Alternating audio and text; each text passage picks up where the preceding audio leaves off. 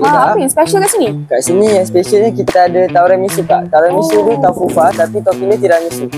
Ingredient dia ada 3. Coffee base, cheese foam dengan serbuk koko. Oh, nice lah. Okey kak, selain tu juga kita ada yang bekas and then kita ada yang tin. Harga pula yang ni RM5, yang ni RM12.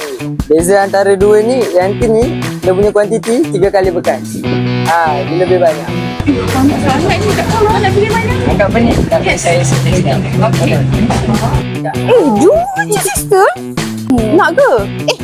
Tiramisu. Macam best tu. Belilah sister. Satu. Bismillahirrahmanirrahim. Refreshing. Sedap tu, makan boleh. Okay, kita letak yang ni. Brown sugar dia. Yang special dia ada ni chrysanthemum punya jelly. So unique. Ni wangi. Pernah rasa tiramisu dengan taufufa ni balance. Dia ada berlemak-lemak rasa dia, tak manis. Memang best lah. Memang unik dan this is my favourite. Apa lagi? Dapatkan taufufa sejuk sweetened ham.